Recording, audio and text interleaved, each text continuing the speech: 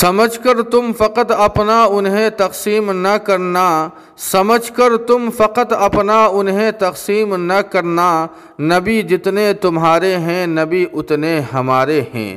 السلام علیکم ورحمۃ اللہ وبرکاتہ۔ محترم ناظرین، یہ شعر تو آپ نے کئی دفعہ اسلامی اسٹیجوں سے کانگریسی نیتا آچاریہ پرمود کرشنم کی زبانی سنا ہوگا۔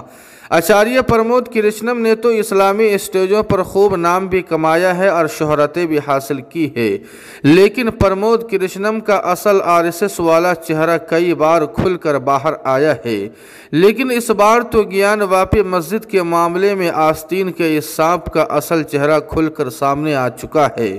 جی ہاں ناظرین کرام، آپ کو بتلا دیں کہ جب میڈیا نے تاج محل اور قطب مینار کے متعلق اس کانگریسی نیتا سے سوال کیا تو اس نے جواب دیا کہ سرکار کو چاہیے کہ تاج محل اور قطب مینار ہندوؤں کو سونپ دے۔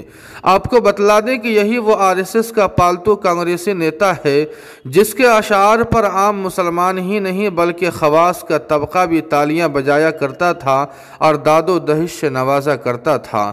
پرمود کرشنم مزید کہتا ہے کہ آخر گیان واپی مسجد میں شیولنگ کیوں چھپایا گیا تھا؟ قطب مینار اور تاج محل کے مدعے پر کہا کہ مرکزی حکومت کو چاہیے کہ وہ ہندوؤں کو سونپ دے۔ آپ کو بتلا دیں کہ کانگریس کے زوال کی سب سے بڑی وجہ یہی ہے کہ پرمود کرشنم جیسے RSS مزاج کے حامل نیتا کانگریس میں رہ کر RSS کے ایجنڈے پر کام کرتے ہیں اور آئے دن مسلمانوں کے خلاف ان کا زہر نکلتا رہتا ہے۔